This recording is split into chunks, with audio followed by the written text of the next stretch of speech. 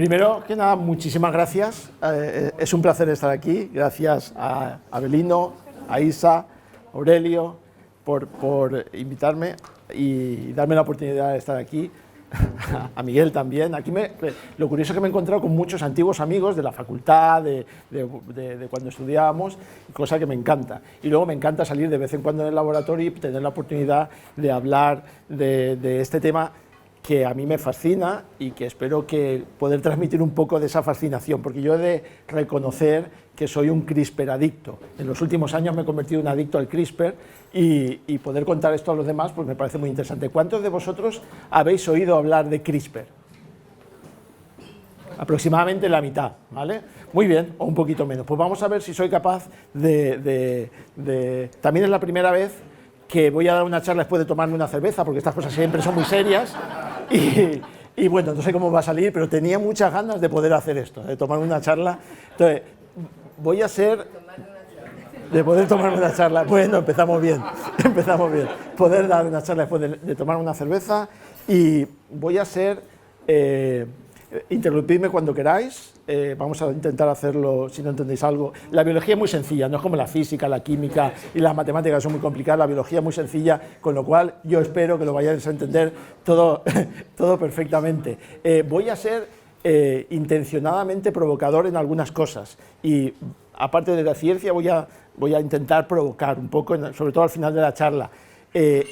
Dadme caña, porque estos a veces son opiniones, entonces me parece muy bien que me deis toda la caña que queráis, ¿de acuerdo? Bueno, gracias a Pint of Science, creo que es una iniciativa buenísima, y bueno, yo he llamado a esto CRISPR Viva la Revolución, porque realmente pensamos, soy yo y otra gente, que realmente esto es una herramienta, CRISPR es una herramienta que es en cierto modo revolucionaria para la biología, entre otras cosas, ¿vale? No es la primera revolución, ¿vale? Pero en cierto... Me falta... Ah, vale. Vale. Y es una revolución que, como veréis ahora, empezó muy cerca de aquí. Empezó en las salinas de Torrevieja, en Alicante. Y la empezó este señor, que se llama Francis Mojica, que es nuestro principal candidato hoy en día a premio Nobel. Y él empezó la revolución. Lo primero ya es interesante saber que tenemos aquí al lado a un candidato a premio Nobel y que la revolución empezó aquí en las Salinas. No es la primera revolución que tiene que ver con la biología y con la genética, quizá la primera revolución un poco más burguesa, esta es más proletaria, por decirlo así, una revolución más burguesa vino de la mano del descubrimiento de la doble hélice de DNA y del descubrimiento del código genético, y también había un español por ahí, ¿eh? Hemos enseñado sellos anteriormente, pues también tenemos sellos de Severo Ochoa, y eso fue otra revolución, nos ayudaron a entender en qué consiste la herencia, y como todos sabéis, Watson y Crick pudieron demostrar que la herencia está basada en el ADN, o el DNA, en sus siglas en inglés, y que en realidad el DNA es una cadena de doble hélice, es una doble hélice que está formado por 4 letras, A, C, G y T, y con esas letras son las que hacemos el código en el que está basado la herencia. Mira, esto está sacado de la película, de la segunda versión esta de Blade Runner. Aquí están una guapísima Ana de Armas, se llama, junto con... este no es tan guapo como...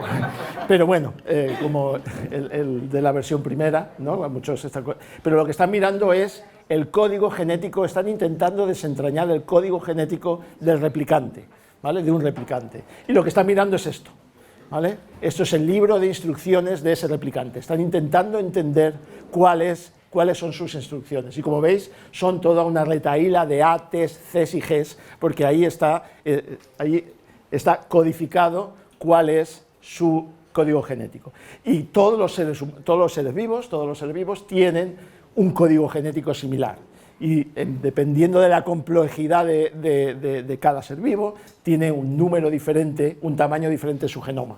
Entonces, por ejemplo, Escherichia coli, que es una bacteria muy pequeñita que conocemos muy bien, tiene 4,6 millones o megabases de estas, de A, T, C y G, y codifican alrededor de 4.400 genes. Y si nos vamos, esta es la levadura, tiene algunos 12 millones, Esta es la planta Arabidopsis thaliana, que es una planta modelo, 125 megabases, millones de estos códigos, y llegábamos aquí hasta Homo sapiens, que tenemos esta friolera de bases, que son estas letritas, esta friolera de letras, y unos 27.000 genes más o menos. Y eso es como la receta de cómo estamos hechos, como si fuese una receta de una paella, porque es muy fácil de entender, creo yo.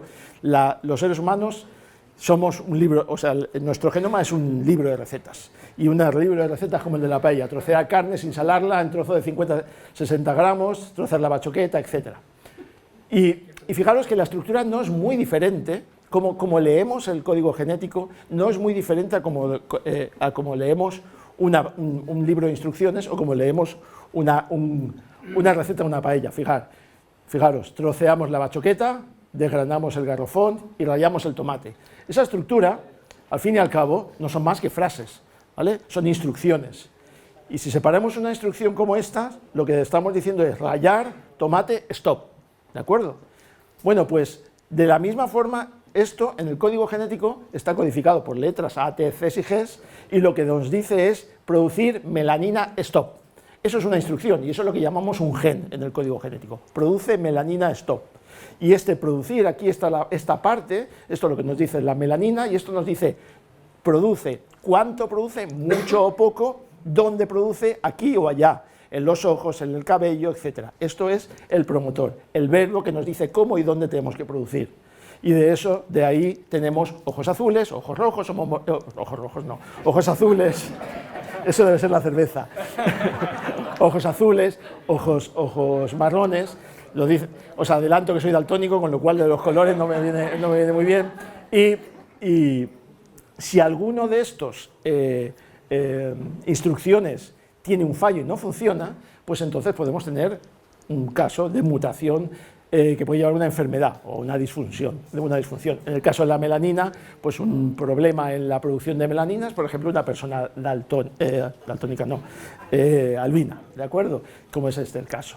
Ya que hablo de albinos, quiero presentaros a Luis Montoliu y a un libro interesantísimo que ha escrito. Sabe muchísimo de CRISPR, mucho más que yo, y si estáis más interesados en conocer más sobre CRISPR, os recomiendo que leáis este libro, Editando genes, recorta, pega y colorea, que es una maravilla, además de una historia, es casi una novela en algunas partes, una historia interesantísima de la historia de CRISPR. Pero bueno, yo voy a hacer lo que pueda para ir contándoos también la historia de CRISPR, y hay algunas cosas que me gustaría recalcar sobre el genoma. Una de las cosas que me gustaría recalcar es que, como decía aquel filósofo, en el genoma todo fluye y nada permanece. El genoma no es una cosa estática, el genoma cambia continuamente, igual que cambian los recetarios, de una persona a otra. Pues lo mismo pasa con los genomas. Mirad, esta es la plantita Arabidopsis thaliana, ¿vale?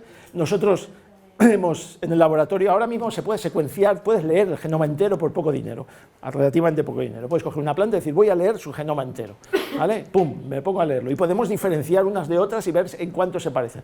En el laboratorio hemos cogido algunas plantas hermanas y nos damos cuenta de que por el mero hecho de, fijaros, hemos dicho que Arabidopsis thaliana, que está muy lejos esto, tenía 466 millones de bases, de secuencias de estas. Bueno, pues ahí, si las comparamos entre ellas y las leemos, vemos que entre dos hermanas, por el mero hecho del cambio que hay, por las pequeñas mutaciones, cambios que hay, por el mero hecho de dividirse, entre ellas tienen 1500 SNPs. ¿Qué son SNPs? Pues SNPs son pequeños cambios nucleotídicos. Como la receta, en lugar de arroz, pondría atroz, ¿vale? Eso es un pequeño cambio nucleotídico. Y entre 400 o 500 diferencias que son indels. Indels son inserciones o deleciones. Es decir, si le pongo una M en medio o una X y me pierdo el sentido de la frase. O sea, lo primero que me gustaría que quedase claro es que el genoma es dinámico, fluye. Otra cosa que querría que tenemos que tener en cuenta es que hay cambios continuamente y que no todos los cambios necesariamente son deleterios. Vamos a ver aquí, en el caso de la receta de la paella valenciana, podemos tener, aquí aparece la palabra pollo, pero yo me puedo equivocar al copiar y poner una inserción y poner repollo, y en el caso de repollo puedo encontrarme, pues crear una nueva receta, que es la paella con repollo, ¿vale? Y entonces tomo, y quién sabe si tal como está hoy en día la cocina y la nueva cocina, a lo mejor esto tiene éxito, ¿vale? Y a lo mejor estoy inventando una nueva receta. O sea, a veces podemos, lo que se dice en inglés, take advantage of mistakes, o aprovechar los errores. Y la verdad, y esto hablaré más luego, más adelante, la agricultura es eso, ¿eh? La agricultura, nada de lo que nos comemos es natural, y todo ha sido fruto de selección de esos errores. Esto es el teosinte, que es el maíz original, y esto no tiene ningún valor nutritivo, y hasta llegar aquí todo ha sido cambios en el recetario de instrucciones. Lo mismo ocurre con el tomate original y el tomate que tenemos hoy en día, pero veremos sobre eso. Vale, entonces, ¿dónde está la revolución de CRISPR? ¿Dónde está la revolución?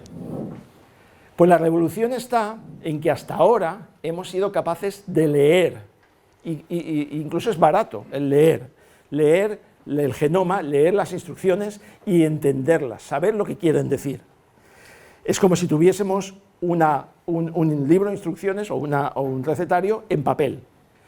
Pero ahora, con CRISPR ya os adelanto que lo que podemos es tener un editor de texto. Lo que nos gustaría es tener un editor de texto y poder hacer lo que hacen los editores de texto, que es cambiar el genoma, poder hacer pequeños cambios alrededor del texto y de las instrucciones. También podríamos escribir un libro de nuevo, un recetario de nuevo, pero eso es motivo de otra charla, eso sería más biología sintética. Pero ahora vamos a hablar de CRISPR, y lo que nos permite esta nueva herramienta es lo mismo que nos permite un editor de texto. ¿Qué hace un editor de texto? Pues lo primero que hace es con esta flechita llegar al sitio y poner la flechita allí, y aparece esto, la rayita esa que dice aquí puedes editar, ¿vale? Y después edita. Muy bien, pues lo primero en biología, en la célula, lo que tenemos que hacer es, si esto es el DNA, una doble hélice con As, Gs y Cs, para poder, el equivalente a llevar la flechita a un determinado sitio para empezar a editar, es romper la cadena de doble hélice, hacer una rotura, ¿vale? Esto para la célula es terrible, porque de repente pierde la continuidad del DNA, y entonces cuando hay una rotura es cuando vamos a poder editar. ¿Y qué pasa? Pues, bueno, perdón, ¿cómo hacemos eso? ¿Cómo rompemos? ¿Cómo llevamos la flechita al editor? Pues con unas enzimas, unas proteínas que se llaman nucleasas. Se llaman nucleasas porque rompen los ácidos nucleicos. Y eso lo podemos hacer. Eso está inventado hace mucho tiempo. Las nucleasas, ¡pum!, llegan a un sitio y rompen los ácidos nucleicos. Luego, la primera parte que necesitamos, en cierto modo, la podíamos conocer. Pero el secreto está en luego reparar. ¿Cómo se repara esa rotura en el DNA que hemos hecho? ¿Qué ocurre cuando se repara? Cuando se repara pueden pasar tres cosas, ¿vale? Generalmente al reparar la célula se equivoca. Ocurre muchas veces. Cuando tengo dos trozos, dos cadenas, a veces me equivoco. Y me equivoco simplemente porque las estoy juntando y me salto una letra, ¿vale? O pongo una letra de más. Eso ocurre muy a menudo en la célula, y ese error ocurre cuando la célula repara mediante un mecanismo de reparación que se llama non-homologous enjoining, que da lo mismo como se llame, pero yo lo digo porque lo tengo que decir, ¿vale? Se llama así. Entonces ahí comete un error, ¿vale? Cuando se comete un error, ahí hay un pequeño cambio, ¿vale? También puedo darle una copia a la célula, y digo, ¿y si te doy una copia? ¿Y si te doy un molde, una copia para que copies la lectura correcta? Es decir, voy a decirte repollo, y entonces copias repollo, ¿vale? Esa es otra forma de reparar, que es si yo le doy un pequeño, esta es mi secuencia original, le doy una copia correcta, digamos, y entonces la célula recapara mediante otro sistema y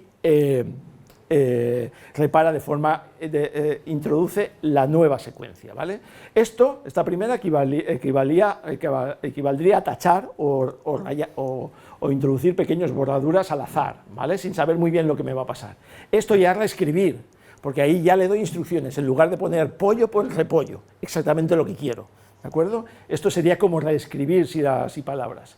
Y luego podría incluso reescribir frases o páginas enteras, ¿vale? Esas son tres de las cosas que yo puedo hacer en un editor de texto, y son tres de las cosas que empieza a permitirme hacer esta tecnología nueva que se llama CRISPR, ¿vale?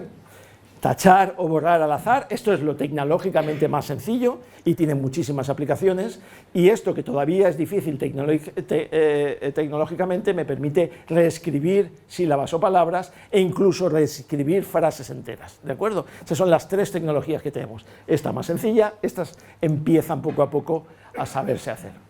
Bien, esto antes lo podíamos hacer relativamente bien, ¿no? O sea, eso de romper el DNA, vamos a ver a la parte de romper el DNA, ¿de acuerdo? ¿Cómo puedo romper el DNA? Pues como os he dicho, necesitamos nucleasas, pero las nucleasas que teníamos hasta hace poco, antes de que el señor Mojica estuviese por ahí, eran nucleasas como esta que os presento aquí, EcoR1, ¿vale? Esta nucleasa corta cuando encuentra esta secuencia, es muy específica, ¿eh? Está como prefijada. Si encuentro esta secuencia en el genoma, corto, ¿vale? Y entonces el genoma lo puede reparar. Esas son las herramientas que teníamos hasta ahora. Pero fijaros, una secuencia tan pequeña en el genoma es como aparece en muchos sitios en el genoma, ¿vale? Entonces estaría cortando en todos sitios. Y encima yo no le puedo decir exactamente dónde quiero cortar. Eso es lo que teníamos hasta ahora. Es como si ahora que quieren, me han dicho que nadie hizo ayer ninguna chiste sobre Juego de Tronos, pues vamos a hacer un chiste sobre Juego de Tronos. Es como si quiero cambiar el script, el guión de Juego de Tronos, de Juego de Tronos. Yo no sigo la serie, no tengo ni idea, pero por lo visto la gente lo quiere cambiar, no quiere cambiar, prefiere cambiar eso que la realidad, pero en fin, es curioso.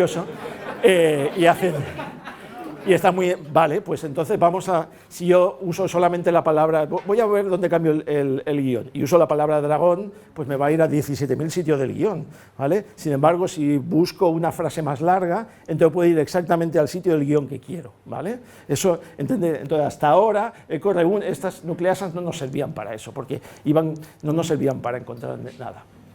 Entonces, ¿dónde está realmente la revolución de CRISPR? ¿Dónde está lo que podemos hacer nuevo? ¿Dónde está lo nuevo? Pues lo nuevo está en esta proteína, Cas9. Os presento a Cas9. Cas9 es una proteína, tiene esta estructura, que tiene por una parte la proteína Cas y luego un pequeño RNA guía. Esto es un RNA, que es casi como el DNA, de unos 20 nucleótidos aquí. Vamos a ver cómo funciona esto, porque esto, Cas, es una nucleasa, ¿vale? Pero esta nucleasa no va a un sitio fijo, como hacía EcoR1, sino que las instrucciones de dónde quiero que vaya en el genoma vienen codificadas por este RNA. Y este RNA es muy fácil de hacer. Un RNA es facilísimo de hacer. Por 4 duros tienes un RNA y la célula lo hace a patadas. Yo le digo, haz este RNA, y lo hace. Es muy barato, es muy fácil codificar un RNA. Entonces, la proteína no es fija, no es como EcoR1. EcoR1, ¡pum!, iba y solamente iba a un sitio. Aquí podemos programar dónde queremos exactamente que vaya dentro del genoma. Fijad, a mí me gusta pensar que esto es como un buscador, esto que vemos siempre en Word, ¿vale? En el buscador, cuando tengo un editor de texto, el texto es muy grande, ¿vale? Pero yo puedo decirle al buscador, busca, por ejemplo, en La vida sueño, hay miseria mía, hay infelices, y le puedes poner toda la frase y entonces va exactamente al sitio donde yo quiero. Y eso es lo difícil, porque si no podría ir a cualquier sitio, ¿de acuerdo? Entonces, CRISPR-Cas en realidad es como un buscador, y es un programa que yo puedo programar y ponerle aquí exactamente donde quiero que vaya, y yo ya conozco el genoma, y entonces él va exactamente al sitio donde quiere ir, corta en ese sitio porque también es una nucleasa, y de esa forma luego va a producir un corte, y cuando la célula lo repare, entonces conseguiremos ese cambio que queremos. ¿Quién ha conseguido eso? ¿Por qué? ¿De dónde ha salido CRISPR-Cas? Esto es una historia muy bonita desde mi punto de vista, porque está aquí al lado además. CRISPR-Cas ha salido de las salinas de Torrevieja, en Alicante, de este señor que se llama Francis Mojica, que si algún día tenéis la oportunidad de oírlo, no lo dudéis, id allá donde vaya, y es nuestro principal candidato a premio Nobel. Francis iba cogiendo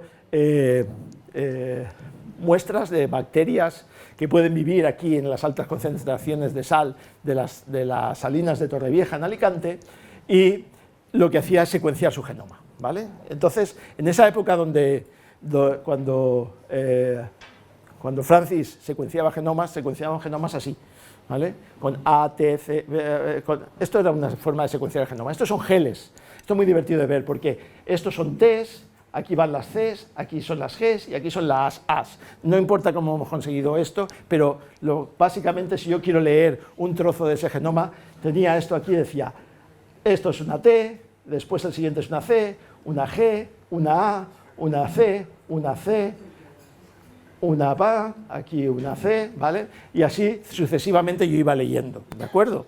Francis lo que se dio cuenta, bueno, lo que le pasó a Francisco, él lo cuenta de una forma muy divertida, es que generalmente esto lo hacías entre dos personas. Uno leía y el otro apuntaba, ¿vale? T, F, G, y entre los dos iban apuntando la secuencia. Y entonces un día su colaborador empezó a escribir A, T, C y G a dictarle, y el Francis se dio cuenta que le estaba dictando otra vez lo mismo. Y aquel se había ido de fiesta la noche anterior, lo cuenta así, y entonces le dijo, tío, fíjate, por favor, que me estás volviendo a leer otra vez en el mismo sitio, me estás haciendo otra vez la secuencia repetida, me estás repitiendo otra vez la misma secuencia. Decía que no, que lo estoy leyendo bien, y entonces se dieron cuenta que ahí había secuencias repetidas, ¿vale? Y esas secuencias repetidas siempre las veían en todas las bacterias que secuenciaban, y luego resultó ser una característica general de todas las bacterias, porque tenían, mirad, estas son las secuencias repetidas, esto es el genoma, pongamos un trocito del genoma de esa bacteria, tenemos una secuencia repetida y después una secuencia diferente, que le llaman el spacer. Luego otra secuencia repetida y luego otra que venía de otro lado que no sabíamos dónde viene. Otra repetida y estas tres son iguales, todas estas son iguales. Estas son las secuencias repetidas que se encontraban. Y lo curioso es que dijeron, bueno, es que esto está no solamente en esta bacteria, sino que está en otras muchas bacterias. ¿Esto qué narices será? ¿Vale? Nadie le dio mucha importancia, pero él siguió estudiando a ver qué narices serán esas secuencias repetidas. Esas secuencias repetidas son las que él bautizó como CRISPR, que viene de Cluster Regular Interspace Short Palindromic Repeats. Ese nombre, ¿vale? Ese es el nombre de CRISPR que bautizó este señor que vive al lado nuestro. Y posteriormente, al lado siempre encontraban que al lado de estas secuencias repetidas había otras secuencias que llamaron, fijaros, que originales son los biólogos, y le llamaron Cas de CRISPR Associated Systems. Si nosotros abrimos quitamos todas las iniciales, nos daremos que CRISPR-Cas, que es como generalmente se llama esta tecnología, tiene el horrible nombre encima reiterativo de Cluster Regular Interface Short Palindromic Repeats, Cluster Regular Interface Short Palindromic Repeats Associated System, lo cual es una tontería gigantesca, pero el caso es que es así. Y bueno, pues eso ocurre a veces con la nomenclatura científica. Bueno, pero Francis se dio cuenta de que si esto era universal tenía que tener algún sentido. Y él fue el que propuso por primera vez cuál podía ser este sentido. Y este sentido es un sistema inmune de bacterias para defenderse de la infección por virus de bacterias que se llaman virus bacteriófagos. Es un sistema que tienen para defenderse.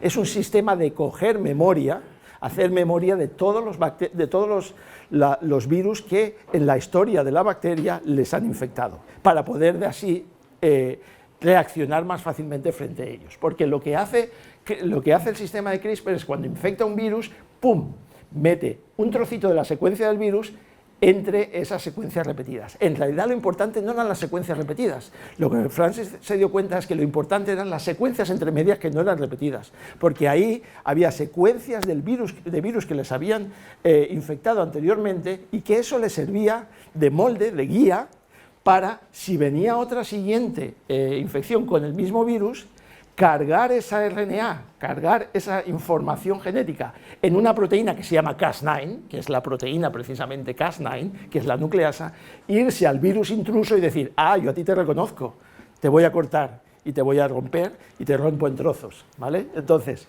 a ver si lo habéis seguido, primero viene un virus, guardamos la secuencia en estos CRISPRs y la próxima vez que viene otro virus, ya la célula ha aprendido que eso es un virus, lo reconoce porque tiene la misma secuencia y entonces lo corta, lo rompe en trozos y el virus lo inactiva. ¿De acuerdo? Ese es el sistema inmune adaptativo, y se dice que es adaptativo porque tiene memoria de las infecciones anteriores. O sea que todo eso es ya de por sí todo un descubrimiento que vale un premio Nobel, porque hasta ahora pensábamos que los únicos que teníamos sistemas inmunes adaptativos éramos los seres humanos, y no es el caso. También las bacterias tienen sistemas inmunes adaptativos y que encima funcionan casi mejor que los nuestros, ¿vale?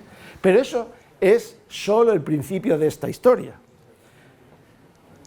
El hecho es que posteriormente a ver, ¿por dónde voy?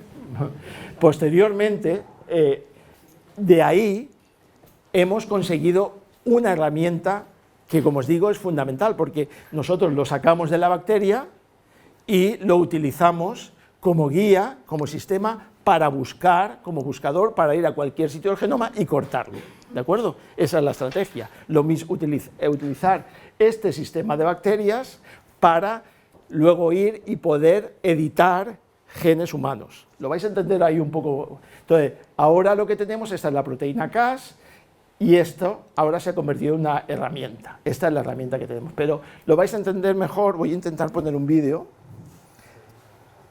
porque ahí lo vais a entender. Voy a quitarle. Bueno, esta es la proteína, ¿vale? Y esto es el guía, que es el que nos lleva la información de CRISPR-Cas. Esta es la proteína Cas9 y este es el que lleva la información, ¿de acuerdo? Vale. CRISPR, en primer lugar, sirve para, como os he dicho, lo que hace CRISPR es reconoce, va por el DNA en el genoma, reconoce la información, va allí donde está esa información del DNA y si tiene la misma información que en su guía, se une a él, porque reconoce el buscador, y aquí tiene sus secuencias nucleares. Estos son como las tijeras de la proteína, y cuando lo tiene bien cogido hace clac y lo rompe, ¿vale? Entonces cuando lo rompe, luego llega la maquinaria de la célula y empieza a reparar. Dice, voy a repararla. Y cuando repara, puede cometer fallos. Y esos fallos muchas veces lo que hace es inactivar, romper la frase, romper el gen, evitar que este gen funcione. Muchas veces eso nos interesa, porque con eso podemos liberar una enfermedad. Pero encima hace muchas otras cosas. Los ingenieros han hecho muchísimas cosas. ¿Qué pasa si le quito la parte nucleasa, le quito las tijeras, las hago romo para que no puedan cortar? Y además, lo que hago en la proteína es ponerle otras funciones, no solo de buscador, sino de otras funciones. Por ejemplo, le puedo poner una función para, y eso se hace hoy en día, simplemente en lugar de romper voy a cambiar una letra. En lugar de una A pongo una G, eso se llama un editor de bases. Y eso también se puede hacer con CRISPR-Cas, ¿vale? Simplemente porque la proteína básica lo que hace es buscar, encontrar el sitio, pero aparte le puedo unir otros dominios a la proteína que haga otras cosas, ¿vale? Hay muchas otras aplicaciones que tiene CRISPR-Cas, no me voy a extender mucho. Puede servir también para activar genes, para desactivar genes, para marcar genes, para iluminar el genoma de diferentes sitios, porque siempre lo que sabe hacer la proteína es ir a un sitio determinado del genoma. Es como la nave espacial que nos permite ir a la zona del genoma que queremos. Vamos a dejar un vídeo porque se puede hacer un poquitín largo. Pero si os dais cuenta, es que CRISPR, si me lo permitís, ya no es un buscador. Con todas estas funciones no es simple un buscador de un editor de texto, permitirme la expresión, pero es que es el puto Google, porque no solamente puede buscar, sino que puede cambiar, activar, cambiar las bases. O sea, en realidad es como el superbuscador en el genoma, y eso nos da unas posibilidades enormes. Y eso se dieron cuenta muy pronto, todas esas posibilidades se dieron cuenta muy pronto estas dos investigadoras, Doudna y Carpentier, y son las que, en cierto modo, después de que Francis Mojica descubriera cuál es el uso, el origen de este sistema, de CRISPR-Cas, ellas se dieron cuenta que no solamente era un sistema muy interesante porque era un sistema adaptativo de bacterias, sino que además se podía utilizar para hacer ingeniería genómica, para buscar, que era un auténtico Google del genoma. Y entonces nosotros llegamos, los españoles super guays, quisimos ser los primeros de todos y les dimos el Príncipe de Asturias, le dimos el premio Príncipe de Asturias a Doudna y a Carpentier, y se nos olvidó dársela a estas cosas que nos pasan. He de decir que nosotros, que casi nadie conocía aquí en España a Francis Mojica, casi nadie lo conocía, pero bueno, esa es la situación, ¿vale?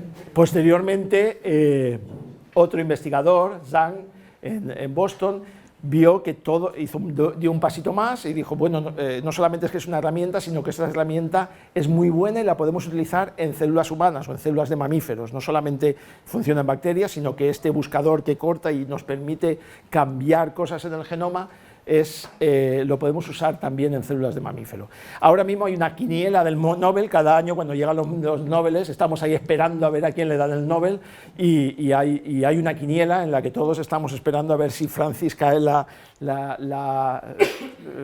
ocurre y tenemos la suerte de tener otro Nobel español, se lo merecería, porque en los inicios CRISPR no hubiese existido sin sus aportaciones seminales. Sin embargo, pues no sabemos, porque aquí tampoco tenemos tantísima influencia. Bien, no puedo dejar de contar cuáles son los problemas técnicos. O sea, esta es una tecnología que tiene, si os fijáis, el paper el artículo de Zhang aparece en 2014, o sea que tiene 4 o 5 años, ¿vale? Y la tecnología está desarrollándose a una velocidad que no os podéis imaginar. Hay algunos problemas técnicos como en cualquier tecnología, ¿vale? Y siempre son los mismos, la eficiencia y la precisión, ¿vale? Cuando tienes cualquier herramienta, las cosas que tienes que afinar son siempre eficiencia y precisión. ¿Qué es la eficiencia? Pues que CRISPR no siempre edita la secuencia programada, ¿vale? A veces puede encontrarse con que no es 100% efectiva. Tú le dices que vaya a tal sitio, pero no siempre consigue editar todos los sitios a donde tú le has dicho que vaya, ¿vale? Es una cuestión de eficiencia y en eso se está trabajando, perdón. Y luego la otra opción, el otro problema que puede haber es el de la precisión, es decir, que se equivoque. Como toda herramienta se puede equivocar y es una gran preocupación sobre esa técnica, que es que edite secuencias similares, casi iguales, pero que se haya equivocado y que no sea exactamente la que yo le he dicho, sino una similar. Y eso es lo que se llaman off-targets en inglés. Son los dos grandes problemas de la tecnología hoy en día. ¿Y qué aplicaciones tiene? ¿Qué aplicaciones? Pues muchas apps. Como os podéis imaginar, cuando tenemos una tecnología como esta, tenemos multitud de aplicaciones. Yo soy biólogo de plantas, de lo que más sé son de plantas, pero me he intentado estudiar un poco las aplicaciones, aparte de las que hay en agricultura, algunas que hay en medicina, ¿vale? Aunque aquí yo no nado como pies en el agua, pero yo creo que sí podemos ver un poco cuál es la capacidad que tienen CRISPR. CRISPR nos abre de nuevo nuevas posibilidades a una serie de tecnologías que se habían quedado un poco olvidadas, que es la terapia génica, es decir, es curar las enfermedades genéticas, ¿vale? Y eso nos lo permite porque es una técnica, si tenemos una técnica muy eficiente que puede ir exactamente al sitio donde nosotros queremos, tenemos el sistema perfecto para poder curar enfermedades genéticas. Con todas las precauciones, aquí hay que tener muchas precauciones porque, como digo, la tecnología tiene muy pocos años. Pero bueno, en realidad hay dos aproximaciones para hacer terapia génica, una que se llama ex vivo y otra que es in vivo. La in vivo consiste en directamente intentar lanzar CRISPR, utilizando para ello unos vectores especiales, a los tejidos en los que queremos hacer que cambie los genes del paciente. Esto generalmente es poco efectivo, no porque CRISPR sea poco efectivo, porque lo que es poco efectivo es intentar hacer llegar a CRISPR, a la herramienta, a todas las células del tejido. Y hay otro tipo de terapia que se llama ex vivo, que básicamente lo que se trata es de sacar células del organismo, tratarlas in vitro, cambiar la estructura genética, hacerle la aplicación CRISPR y después volverla otra vez al organismo. Generalmente se trata de células de la sangre, etc.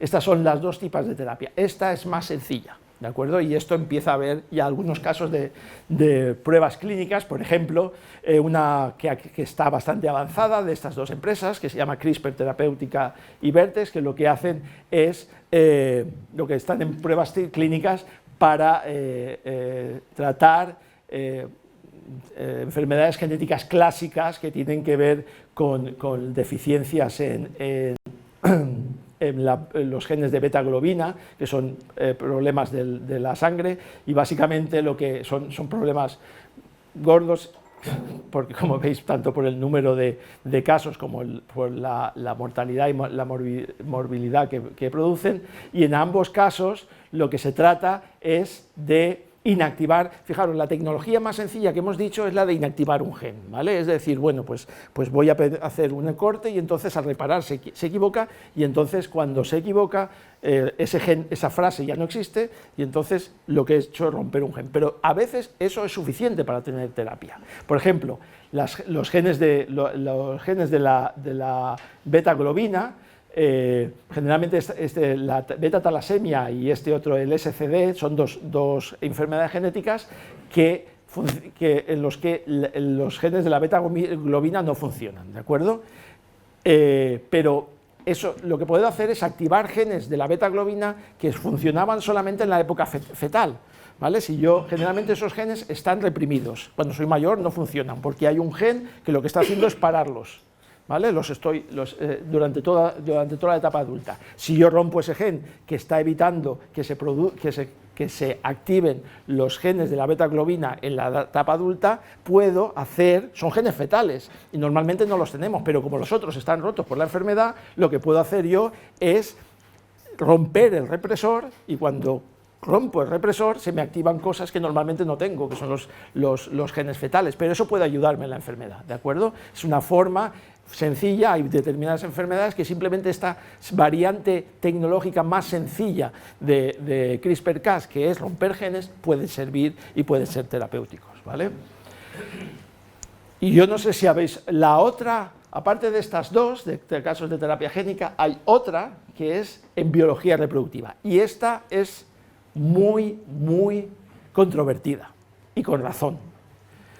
Lo que puedo hacer también es cambiar los embriones, puedo modificar, puedo editar la línea germinal, los embriones, ¿vale? Y esto significa ya un paso que éticamente la mayor parte de los científicos están en contra. Ahora bien, hubo un señor hace unos meses, supongo que lo habréis oído, que se atrevió a hacerlo, que es este He Jin-Yang Ku o algo así. Lo habréis oído en las noticias, que hubo mucho repercusión mediática porque se atrevió a hacer lo que no debería haber hecho, desde mi punto de vista y desde el punto de vista de otros muchos, que es editar línea germinal. No solo editar línea germinal, sino incluso llevar a término, y existen dos gemelas, una pareja de gemelas, que han sido editadas con CRISPR-Cas, ¿vale? Se sabe poco de ellas. Lo que hago en línea germinal es, una vez tengo el cigoto, lo que hago es una de las técnicas, inyectar CRISPR-Cas, y entonces pueden pasar varias cosas. Esta célula luego se replica, se reproduce, y entonces o bien todas las células siguen sin haberse cambiado, o sea, siguen mutadas, o tengo todas las células reparadas, o puedo tener algunas que sí y otras que no, y entonces tengo un mosaico, ¿vale? Esas son las tres cosas que pueden pasar. Bueno, ¿qué hizo este señor? Este señor ni siquiera trató de hacer una terapia, de curar a alguien. Lo que hizo es, y ahí estamos, que no sabemos si esto es medicina o eugenesia, lo que hizo fue reparar o cambiar un receptor del virus del SIDA que hace que seamos inmunes al SIDA. Estas gemelas, su padre era portador del virus del SIDA. El virus del SIDA, para poder entrar en la célula, tiene que unirse a un receptor, y es la forma que tiene él para entrar, ¿vale? Es como la puerta de entrada. Desde hace mucho tiempo sabemos que hay uno de esos receptores que se llama CCR5, que cuando el virus, cuando está mutado, cuando no funciona bien, el virus no puede entrar, y por eso hay gente que es resistente al SIDA. Lo habréis oído por ahí, había unas prostitutas de África que nunca se infectaban, y eso es porque tienen esta variante del receptor de la puerta que, como está rota, no funciona y el virus no puede entrar. Pues entonces dice, pues vamos a utilizar CRISPR-Cas, que lo que hace en esta tecnología más barata, en la más sencilla, lo que hace es romper cosas, pues voy a editar este receptor, voy a romperlo, de forma que voy a hacer inmune al SIDA a las niñas que nazcan a pesar de que su padre es portador, ¿de acuerdo? Y eso es lo que hizo. Fijaros, Lulu y Nana son esas dos gemelas, y Lulu y Nana, fijaros, esto es el gen roto, el natural, el que tienen, la variante que tienen la gente que es resistente de forma natural. ¿Veis que tiene un agujero aquí? Eso quiere decir que ahí se ha roto, ¿vale? Y eso es la variante natural, la que ocurre normalmente. Lulu y Nana lo que tienen son roturas parecidas, ¿de acuerdo? Incluso una de ellas tiene una rotura en un gen, pero en un cromosoma, pero en el otro. Sabéis que tenemos parejas de cromosomas, ¿vale? Una tiene dos roturas diferentes, Lala tiene dos roturas diferentes, pero por lo menos tiene los dos cromosomas con sus genes rotos, pero esta solamente tiene una. Bien, ¿qué pasa? ¿Qué problemas tiene esto? Pues muchos problemas potenciales. Primero, que puede haber mutado en otros sitios. Acordaos lo que os decía de off targets. Pero eso sabemos que no ha pasado porque lo ha descartado, porque secuenciar, os he dicho, leer es muy barato ya hoy en día, las pueden leer enteras y saben que no hay otros sitios donde haya mutado. Pero es que las mutaciones que él ha creado no son las mismas que las naturales. ¿Son tan efectivas como las naturales? Luego, ese gen está para algo. Hay sospechas de que si no está, eres inmune al virus del SIDA, pero puede hacerte susceptible a otros virus y a otras enfermedades, porque no está ahí por casualidad, tiene otras funciones. Además de los dos gemelos, uno es heterocigoto, es decir, solamente tiene una de las copias mutada, con lo cual eso no le sirve para nada, no tiene protección nula.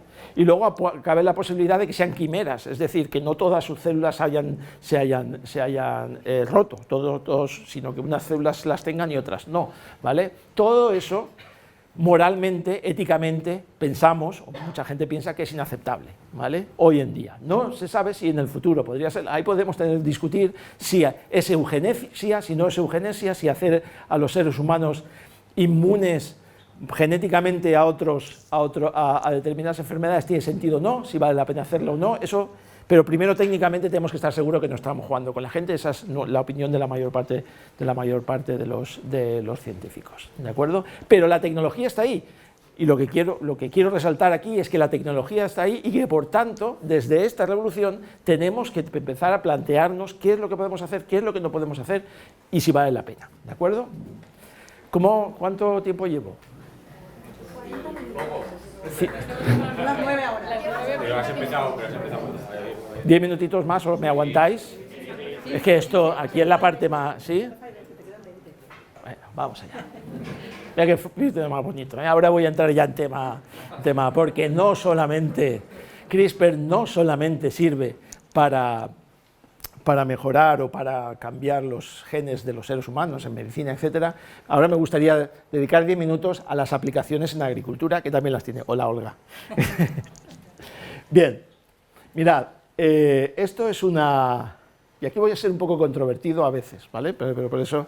esto es una... esto está extraído de un libro reciente de la FAO, que se llama El futuro del alimento y la agricultura. Y yo he resaltado, es un boletín muy interesante, he resaltado algunas frases, esta en particular que dice: producir más con menos, al tiempo que preservamos y mejoramos los medios de vida de los pequeños agricultores, es un desafío clave para el futuro, ¿vale? Y habla, por ejemplo, de que hay que mantener la diversidad en la agricultura y hay que preservar las variedades locales, que hay que reducir el uso de pesticidas y fertilizantes y que hay que potenciar la agricultura de proximidad. Todo yo creo que es de lógica que este tipo de aproximaciones es un poco hacia donde tenemos que ir en agricultura. Nosotros tenemos la cerveza aquí, tenemos los cacahuetes, tenemos todo eso, lo tenemos a la mano, pero no es lo general y no está, la seguridad alimentaria no está garantizada. Es el resultado de mucho trabajo y de mucha tecnología de muchos años. Eso es una cosa que tenemos que tener presente. No estaba garantizada y si está garantizada hoy en día es el resultado de la introducción de la tecnología en la agricultura. Bueno, pues... yo tengo la impresión que ahora mismo en la agricultura le pedimos muchas cosas. A la agricultura moderna le pedimos muchas cosas. Le pedimos que aumente la productividad porque hay que dar de comer a más gente, al mismo tiempo que se adapta al cambio climático, al mismo tiempo que limitamos el uso de suelo y de agua, al mismo tiempo que limitamos el uso de fertilizantes y pesticidas. Y todo eso Todo eso solamente se puede conseguir de dos formas: con una mejor gobernanza, una mejor organización, el gobernar mejor, el organizar mejor el uso de la agricultura, y esto nos jugamos el futuro con eso, y luego con tecnología. No podemos renunciar a la tecnología. Y la tecnología, hay tanto agrobiotecnología ambiental como biotecnología y mejora genética. Los aumentos en la producción agrícola para satisfacer es que esta frase la he escrito por ahí porque me quedaba bien y quiero leerla textualmente, ¿vale? Si me lo dejáis. Los aumentos en la producción agrícola para satisfacer la creciente demanda de alimentos deberán provenir principalmente de mejoras en la productividad y en la eficiencia de uso de los recursos. Y eso es otra de las frases que he extraído de la FAO. Bueno, y aquí me permito recordaros un par de cosas que he dicho antes. Primero, que las mutaciones ocurren, que todo fluye y nada permanece en el genoma, ¿vale? ¿Os acordáis lo que he dicho? Lo de que hay muchos cambios en el genoma. Y segundo, que cuando hemos hecho, que nada de lo que nos conocemos hoy en día no es sino el resultado de cambios genéticos que hemos ido seleccionando a lo largo de los años o de los siglos, ¿vale? Como decía un amigo, que creo que también ha dado una charla, Blanca, hay más tecnología en un tomate que en un iPhone. Aunque lo que pasa es que esa tecnología lleva 500 años, llevamos 500 años acumulándola, mientras que en el iPhone llevamos solamente 25. Pero hay más tecnología en un tomate que en un iPhone. En el tomate, en el del Perelló, ni siquiera en el propio del Perelló, hay más tecnología en un tomate que en un iPhone. Y de hecho, nosotros conocemos las mutaciones genéticas. Conocemos exactamente, tenemos ahora mismo tanto conocimiento de los genomas que conocemos qué es lo que hace que un tomate sea ovalado, alargado, que tenga varios lóculos. Sabemos exactamente leer si leemos el genoma, ya podemos decir, pues el genoma de este tomate tiene 6 lóculos, o va a ser un tomate alargado, porque ya tenemos mucho conocimiento, hemos aprendido mucho a leer, porque conocemos los genomas, estamos en la época de la genómica. Bien, pues CRISPR-Cas también se puede utilizar en mejora genética. También se puede utilizar para acelerar y ayudar a mejorar y a satisfacer los retos con los que nos encontramos en el siglo XXI. Porque CRISPR-Cas podemos introducirla y hacer exactamente lo mismo con las plantas. Pequeños cambios precisos en los sitios en los que ya sabemos para qué sirven y qué efecto van a tener. Y eso lo podemos hacer de dos formas. En las plantas lo hacemos todos los días, hoy en día ya lo hacemos todos los días. Consiste en bien introducir en las células de la planta la proteína con su RNA y hacer que haga el cambio que queramos, o bien introducir los genes, ¿vale? Los genes de CRISPR, de Cas y el RNA guía, se los metemos a la planta y luego se los quitamos simplemente por cruce sexual. Los dejamos, bueno, pues hay unas plantas que se quedan con el cambio y otras que se quedan con la Cas, pero le hemos quitado los genes que hacen los cambios y nos quedamos solamente con el pequeño cambio, ¿de acuerdo? No sé si lo habéis seguido, pero yo creo que ahora lo veréis. Sí. Una pregunta que ya llevo varias veces que quería preguntar. Adelante. Cuando inyectas la nucleasa, ¿son unas células concretas o tienes que inyectárselo a todos los sitios donde está el DNA? En el caso de las plantas, por ejemplo, es bastante sencillo. En el de los humanos era la pregunta original porque era de las primeras láminas que has presentado. Vale, en los humanos tenemos terapia ex vivo y la terapia in vivo, ¿vale? En la terapia ex vivo lo que haces es sacar las células, inyectarle las células, ¿vale? Y luego esas células ya están cambiadas y las vuelves otra vez. En la terapia esa es la ex vivo. En la terapia in vivo lo que tienes que conseguir es sobre tus propios órganos lanzarlos, ¿de acuerdo? Para eso utilizas vectores que están derivados de virus, ¿vale? Y tienes que conseguir, eso es bastante complicado, que infectando los virus, al mismo tiempo ese virus, que en realidad ya no es un virus porque está desactivado y reestructurado, lo que haces es que llegue a todas las células, ¿vale? Utilizas vehículo.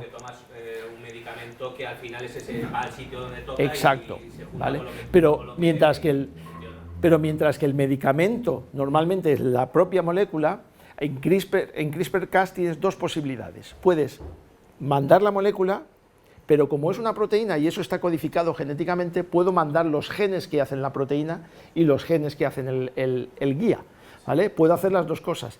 Puedo mandar el medicamento o los genes que codifican el medicamento. Las dos cosas son válidas.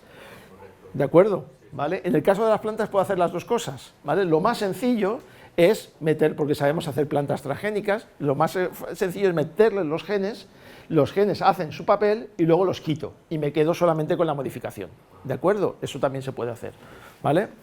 Bien, ¿y esto para qué sirve? Pues para muchas cosas. Voy a poner algún ejemplo, ¿vale? Voy a poner un ejemplo. Por ejemplo, yo tiro de investigadores españoles. Curro Barros, en Sevilla, ¿vale? Ha hecho un trabajo, lo conocen todo el mundo por eso, porque ha hecho un trabajo enorme obteniendo variedades de trigo con bajo contenido en gluten, ¿vale? Porque lo que él hace es utilizar CRISPR-Cas para romper los genes, las gluteínas, que los genes, ahora mismo no me acuerdo el nombre del gen, vaya, pero son los genes que acumulan las proteínas que producen el gluten, ¿de acuerdo? Y entonces, fijaros, todos estos son los cambios que ha producido, que ha incorporado, y con eso ha conseguido, bueno, estas gráficas no sé muy bien, pero podéis ver una bajada por aquí. Esa bajada lo que quiere decir es que tiene menos reactividad, o sea, tiene un producto, un trigo con menos contenido en gluten, ¿vale? Esto es un ejemplo de cómo podemos utilizar CRISPR-Cas para aumentar la calidad de nuestros productos, ¿vale?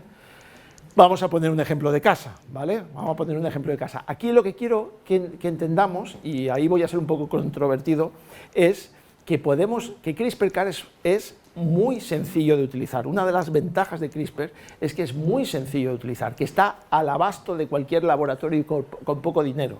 Y eso nos permite cosas que no lo sabía antes. Cuando se hacía mejora genética, se hace sobre las variedades élites que solamente interesan a unos pocos y las hacen las grandes empresas. Pero ahora mismo esto ya no es verdad. Ahora podemos hacer CRISPR, podemos mejorar genéticamente nuestras variedades locales, ¿vale? Este es un ejemplo de casa, que hemos hecho en casa. Estos son tomates crispeados. Os presento estos tomates crispeados. ¿En qué consisten estos tomates? Vamos a ver, este es el gen que se llama Stay Green. Sabéis que cuando los tomates maduran, se vuelven rojos, y se vuelven rojos, en principio son verdes, pierden la clorofila, y eso hace que pierdan el color verde, y aumentan en licopeno, que es el pigmento de color rojo, y entonces se convierte en el tomate maduro rojo, ¿de acuerdo? Y hasta el daltónico igual digo alguna cosa al revés, ¿vale? Bien, ¿qué ocurre si... ¿Por qué pierden el verde? Pierden el verde porque hay una enzima, una proteína, que degrada la clorofila, que se carga la clorofila y entonces desaparece la parte verde y se aumenta la parte roja, ¿vale? Desaparece el pigmento verde de la clorofila y entonces sustituimos el verde por el rojo. ¿Qué pasa si rompo el gen que degrada la clorofila? Lo que ocurre es que tenemos tomates que al madurar cogen rojo, pero no dejan de tener el verde, con lo cual se quedan bronceados, como el cumato. ¿Conocéis el cumato? ¿Vale? Pues ese es el típico. Pues eso es precisamente lo que hemos hecho en el laboratorio. Nosotros tenemos tomates rojos, conocemos este gen que se llama Stay Green, y este gen es el que hace que se pierda la clorofila. Si nosotros le ponemos una pequeña mutación, cogemos CRISPR-Cas, la mandamos, conocemos el genoma, la mandamos exactamente a este sitio, le decimos corta aquí. Lo que tenemos es, esto le llamo me and my CRISPR friends, yo y mis amigos crispeados, ¿vale? Estos son estos tomates que son exactamente igual. La única diferencia entre ese tomate normal y este tomate crispeado que hemos hecho en el laboratorio es una A. En los tropocientas mil secuencias sabemos que es una A, y además lo sabemos porque lo hemos secuenciado todo, sabemos que la diferencia fundamental es esa A, ¿vale? ¿De acuerdo? Y esto lo hemos hecho en casa, esto lo ha hecho Silvia, y esto con los conocimientos de Silvia y de Tony Graney, ¿vale? Estos son, lo gracioso es que de esos tomates ya se existen, pero en otras variedades, ¿vale? Nosotros esto nos permitiría, en nuestras propias variedades, las de aquí, modificarle las caracteres y valorizarlas. Lo que quiero decir es que CRISPR nos permite actuar sobre nuestras propias variedades locales y mejorarlas. Y ya puestos a mejorar, pues mira, esto es nuestra cosecha del año pasado, esta es nuestra cosecha, estos son los crispeados, pero tenemos también muchos tomates transgénicos porque somos muy malos y hacemos muchas cosas transgénicas, aunque no se pueden comer. Pero lo que quiero decir... Perdón un segundo. Sí. En el ejemplo anterior que has Sí. puesto de los 3 tomates, Sí, este. ¿cuál es la ventaja conseguida al hacer esta operación? tiene mayor contenido en antioxidantes, entonces en algunos casos puede ser más saludable y en otras cosas es una cuestión comercial, como en el caso del cumato. Lo que le damos es simplemente valor. Yo no voy a decir que sean más saludables, lo que les damos es un valor comercial. Pero lo que quiero decir es que esto nosotros no lo podemos vender porque está prohibido. Esa es la gran diferencia. Esto no lo tenemos que comer. Me quiero comer, nos lo quedamos nosotros. Porque esto, y ahora veréis, me voy a adelantar un poco, esto está hoy en día considerado como un transgénico y por tanto no se puede comercializar, ¿de acuerdo?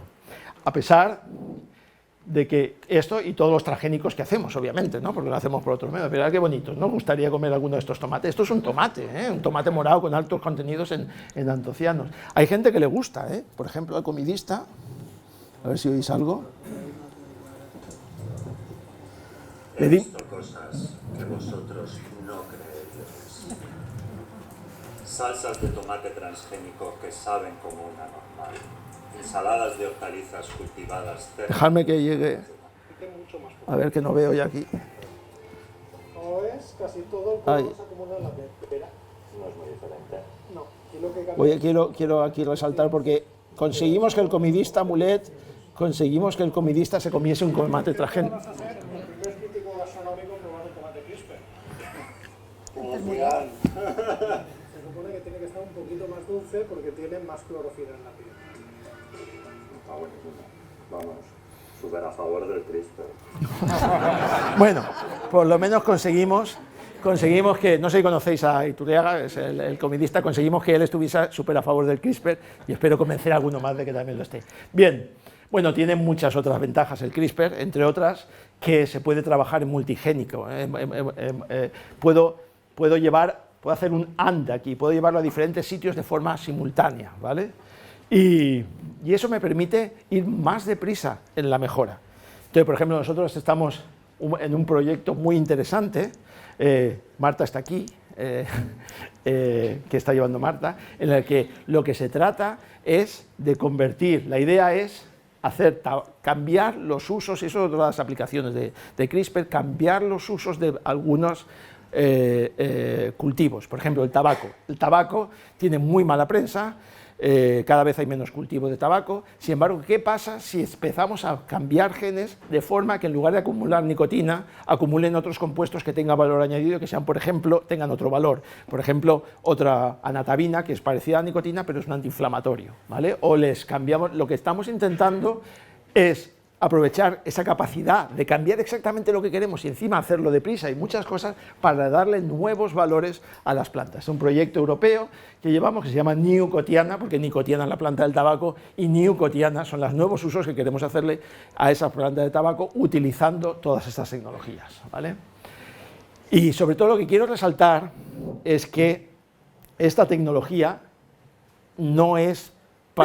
La idea, esta tecnología nos puede empoderar y nos puede permitir aplicar todos los conocimientos genómicos a lo local, a nuestros propios, en nuestro propio beneficio. Es lo que digo, we the people, ¿vale? Porque el editado genómico, y esto lo quiero decir así leyéndolo, el editado genómico no lo hace, todas estas cosas que os he contado, lo hace Paco Barros, lo hace Marta, lo hace Silvia, que también es laboratorio, Tony, uno mismo. Todas estas cosas no son de las grandes, no son de Monsanto, ¿vale? O no necesariamente tienen que ser Monsanto. El editado genómico es una tecnología barata y accesible en pequeños laboratorios y empresas. La información genómica de la mayoría de las especies cultivadas está accesible en el dominio público y el editado genómico se puede llevar a cabo sobre variedades locales y no está reñido con los principios de preservación de biodiversidad, sino todo lo contrario, de producción de proximidad y reducción de insumos, etc. No, sino todo lo contrario, lo refuerza.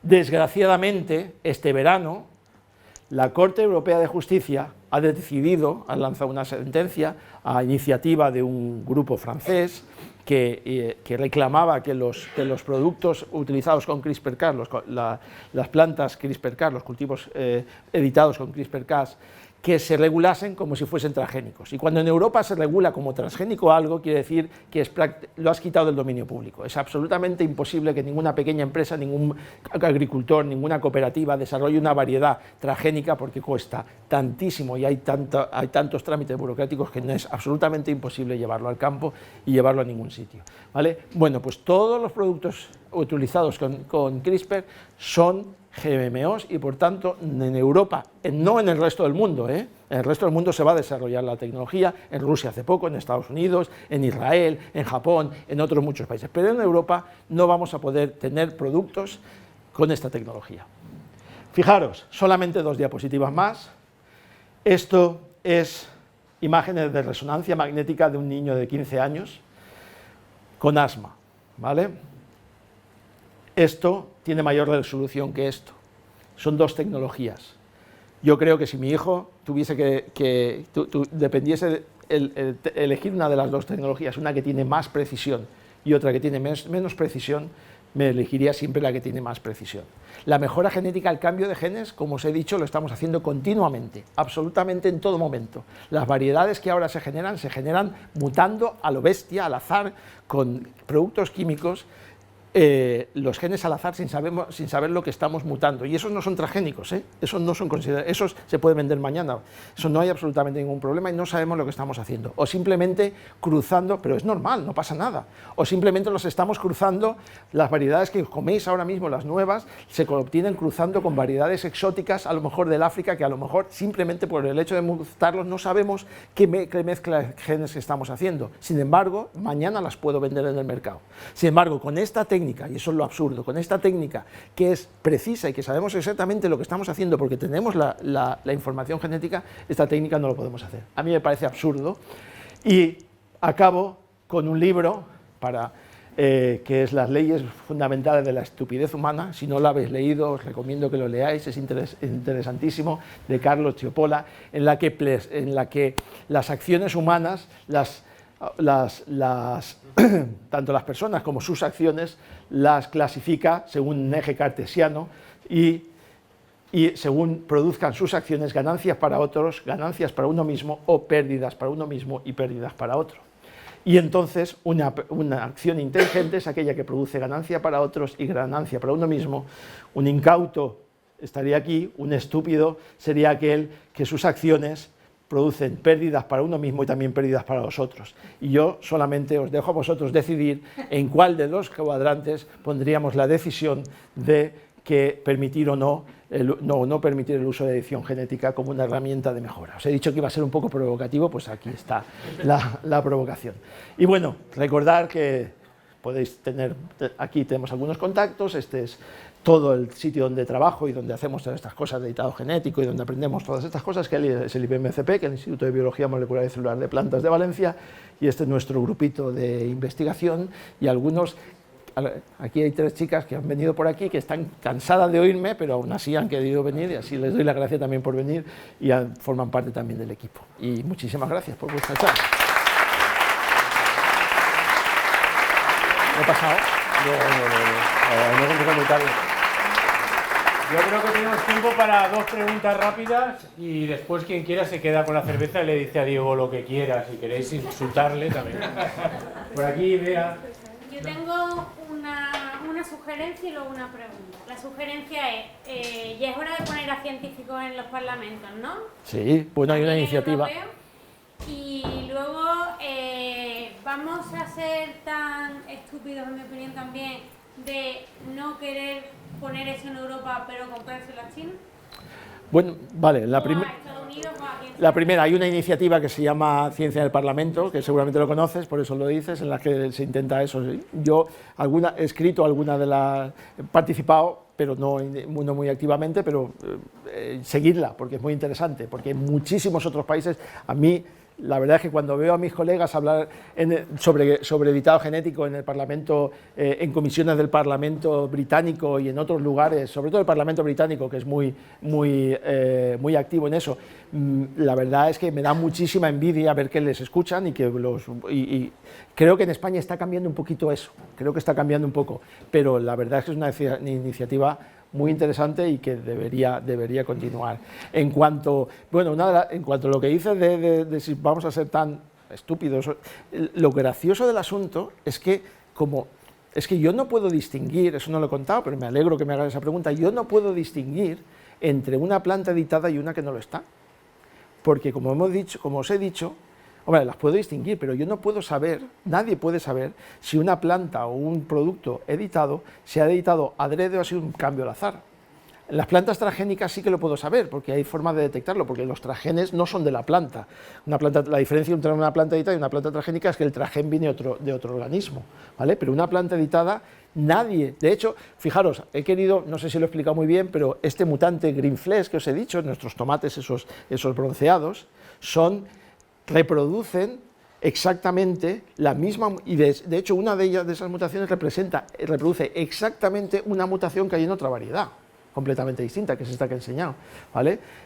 Nuestros tomates podrían haber aparecido por azar y no los podríamos distinguir, con lo cual si viene exportado cualquier variedad de Rusia o de cualquier otro sitio, no va a haber forma humana de distinguirla, pero si yo lo hago legalmente aquí no voy a poder hacerlo. O sea, lo que quiero que veáis es que es absolutamente, que muchas veces la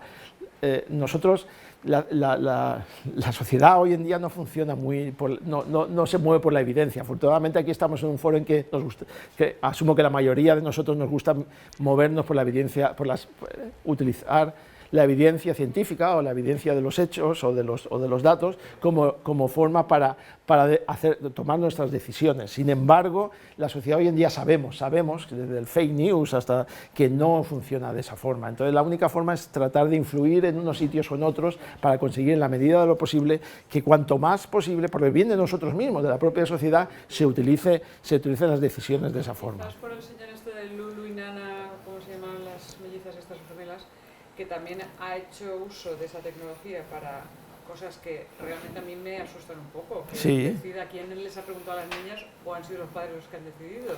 No es lo mismo trabajar con tomates, supongo, que con humanos. Sí. Entonces, un poco lo que Europa también decide protegerse ante gente que puede pervertir la técnica.